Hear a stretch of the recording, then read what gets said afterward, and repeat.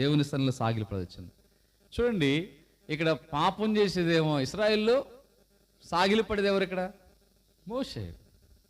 దినాల్లో చాలామంది చూస్తే చాలా చోట్ల మనం అంటే స్థానికుడే కాదు ప్రపంచంలో సార్వత్రిక సంఘంలో చూస్తే ఎన్నో చోట్ల ఎంతో పరిస్థితులు ఎట్లా ఉన్నాయంటే ఎంతోమంది వాళ్ళు నైట్ ప్రార్థన ఉండదు, ఉపవాస ప్రార్థన ఉండదు, ఆరాధన ఎప్పుడో నామకార్థ స్థితిలోకి వెళ్ళిపోతున్నారు క్రైస్తవులంతా కూడా. కనుక మనం చూస్తే ఒక ఇద్దరు అమెరికా దేశంలో వారిద్దరు అక్కాజీలు ఉన్నారండి, ఇద్దరు సిస్టర్స్ ఇద్దరు.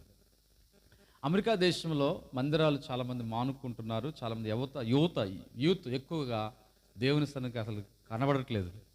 అయితే ఆ టైంలో చాలామంది క్రైస్తవులు కూడా దిగజారిపోతున్నారు. ఎందుకంటే వాళ్ళకి నిన్న దినంలో మన దిన ఎవరో దేవుని దాసు చెప్తూ వచ్చారు అని ఎప్పుడంటే ఆయన శామ్యుయల్ గారు నిన్న ప్రేయర్ మీటింగ్లకు వెళ్ళాము పిడుగుల, అక్కడ అన్న చెప్తున్నాడు ఆయన మన దేశాలు చాలా రాష్ట్రాలు వెళ్ళాడు, వేరే దేశాలు కూడా పరిచయకి వెళ్ళాడు. ఆయన చూసి చెప్పాడు, ఆస్ట్రేలియా క్రైస్తవ చెప్పాడు, ఆయన సాక్షి చెప్పాడు, చాలా దేశాలకు వెళ్ళాను పరిచర్యకి. శామ్యుయల్ గారు అని మనం గ్రూప్లో పెట్టాం. ఆయన చెప్తూ వచ్చాడు, హెబ్రోన్లో ఉండి మంచిగా పరిచయం. ఆయన చెప్పినాడు క్రిస్టియన్ అనేక దేశాలు ఎందుకు ఇంత దిగజారిపోయిందంటే కొంత మన దేశం బెటర్ అంటున్నాడు ఆయన. ఎందుకు తెలుసా? క్రైస్తవ దేశం వాళ్ళు ఎలా ఉన్నారంటే వాళ్ళకి డబ్బు, తిండి, ఆస్తి అన్నీ ఉంటాయి, వాళ్ళకి తక్కువ లేదు. ఎంత సమృద్ధి ఉందో అంతగా దేవుళ్ళు దిగజారిపోయినారు. దేవుడు అంటే భక్తి లేదు, భయం లేదు, అన్ని సమృద్ధి. ఉదాహరణ ఎగ్జాంపుల్ చెప్పాడు, ఆస్ట్రేలియా దేశంలో వాళ్ళకి అక్కడ ఉన్న వాళ్ళకి ఆ దేశస్తులకి మెడిసిన్ ఫ్రీ, ఏ రోగం వ్యాధి రాని వాళ్ళకి ఫ్రీ వైద్యం, ఫ్రీ మెడిసిన్, ఫ్రీ వైద్యం ఆస్ట్రేలియా దేశం మొత్తానికి వారసత్వంగా ఆస్ట్రేలియా వారికి. తర్వాత ఫీజు స్కూల్ ఎడ్యుకేషన్ ఫ్రీ, వాళ్ళు ఎంత చదువు చదవని అంత ఫ్రీ, ఆరోగ్యం హాస్పిటల్ మెడిసిన్ అంతా ఫ్రీ, చదువు అంతా ఫ్రీ. ఇంకా ఇంకోటి తెలుసా, ఏమైనా చదువు అంతా అయిపోయిన తర్వాత ఉద్యోగాలు రాకపోతే ప్రభుత్వమే నెల నెల జీతం ఇస్తుందంట వాళ్ళకి, ఆ దేశస్తులకి. ఇంకా అన్నీ ఉన్నాయి, ఇంకేంటి కొరత వాళ్ళకి చెప్పండి? ఏంటి కొరత? ఫుడ్ విషయంలో తక్కువ ఉండదు వాళ్ళకి, ఆ దేశంలో పుట్టిన వాళ్ళకి పౌరసత్వం ఉంటుంది. ఆరోగ్యం విషయంలో అంత ఫ్రీయే, చదువు అంత ఫ్రీయే, ఇలాగ అన్నీ ఉన్నాయి. అందుకే ఆ క్రైస్తవ అని చెప్పిన విషయాన్ని చూసి వచ్చిన, అందుకే క్రైస్తవుల దేశాలకు అన్నీ ఉండేసరికి ఏమైందంటే ఇప్పుడు వాళ్ళు దిగజారిపోయా, అసలు మందిరానికి వెళ్ళట్లా, భక్తి లేదు. అందుకే ఎంత ధనం ఉంటుందో, ఎంత ఆస్తి ఐశ్వర్యం ఉంటుందో ఇర్మియా గ్రంథంలో ఉంది, వారికి ధనము హెచ్చు కొలది వారు అధికముగా పాపం చేస్తారు. అందుకే వాళ్ళకి, ఎందుకంటే వాళ్ళకి ఎంత ఆస్తి ఐశ్వర్యం ఉంటుందో అంతగా వారు దిగజారిపోతున్నారు. మన దేశం బెటర్ అంటున్నాడు, అది వాస్తవం, ఆయన చూసి చెప్తున్నాడు ఆయన.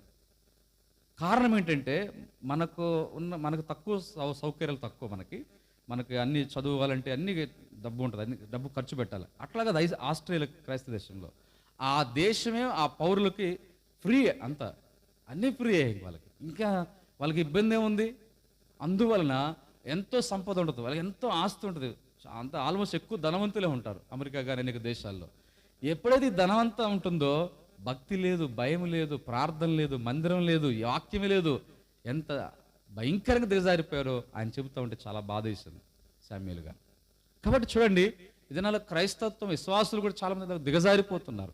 దేవుని సన్నిధి ఉంటల్లా ఒకప్పుడు ఆన్లైన్ ప్రార్థన తెల్లారిందాక 5, 6 దాకా కూడా ఇప్పుడు కొంతమంది చేస్తున్నారు, ప్రభు స్తోత్రం. కాబట్టి మన దగ్గర చూస్తే 30 గంటలు ప్రార్థన జరుగుతూ వచ్చింది. 30 గంటలు హైదరాబాద్లో, మన అక్కడ తెలంగాణ జరుగుతుంది, అక్కడక్కడ 30 గంటలు అంటే ఒక రోజంతా రాత్రి పగలు, మరొక రోజు సగం, 30 గంటలు. చూడండి, మన దినం ఎవరు ఒక ప్రాంతంలో 50 గంటలు 50 అవర్స్లో స్తుతి ఆరాధన. ఎంత సంతోషం! 50 గంటలు అంటే 2 రోజులకు పైగా, రోజుకు వస్తే 24 గంటలు, 2 రోజులకు వస్తే 48 గంటలు, అంటే 2 రోజులు ఫుల్, ఇంకా 2 గంటలు ఎక్స్ట్రా. అంటే ఈ 50 గంటలు కూడా వారు దేవుని స్తుతించటమే ఆరాధనే, కంటిన్యూషన్గా స్తుతి ఆరాధన, ప్రైజ్ అండ్ వర్షిప్, కంటిన్యూషన్గా ప్రేయర్, కంటిన్యూషన్గా ఫాస్టింగ్. ఇది నాళ్ళు ఎట్లా దిగజారిపోయినాయంటే చాలామంది చాలా సంఘాలకైతే అసలు ఆల్నైట్ లేదు, ఆల్నైట్ ప్రార్థన లేదు, ఉపవాస ప్రార్థన లేదు, రాత్రంతా దేవుని స్థలంలో గడిపే అనుభవం లేదు. ఎంతగా దిగజారిపోతున్నారు క్రైస్తవులు. అందుకే ఆత్మీయంగా దిగజారిపోతున్నారు. భక్తి కనపడతల్లా, ఉద్యమం కనపడతల్లా, ఆత్మీయ వైరాగ్యం కనపడతల్లా, ఆత్మీయ బలం కనపడతల్లా, శక్తి లేదు, శక్తి లేని భక్తి లేని క్రైస్తవులు అయిపోతున్నారు. ఇది ఎంత విచారకరమైనది. బైబిల్లో యేసుప్రభు తెలుసా, మీరు రాత్రంతా మెలకువగా ఉండి ప్రార్థన, రాత్రంతా యేసుప్రభు రాత్రంతా కూడా. మీకు విషయం తెలుసా, యేసుప్రభు ఆయన చెప్పిన ఆయన టైంలో ఆయన కెద్రోను వాగు దాటి ఒలివల కొండకి వెళ్ళేవాడు. బైబిల్ చరిత్రలో చూస్తే యోహాను సువార్తలో మనకు ఆ మాట ఉంటుంది 18 ఆయన కెద్రోను వాగు దాటి ఒలివల కొండకి వెళ్ళాడు. ఈ కెద్రోను వాగు దాటప్పుడు ఏమో తెలుసా, వాగులో కొంచెం దాదాపు నీళ్లు ఉంటాయి. ఆ నీళ్ళలో తడుచుకుంటూ వెళ్ళిపోయి ఆ కొండ మీదకి వెళ్ళి ప్రార్థన చేసేవాడు యేసుప్రభువు వారు. రాత్రంతా తండ్రికి ప్రార్థించి, ఎవరి కోసం?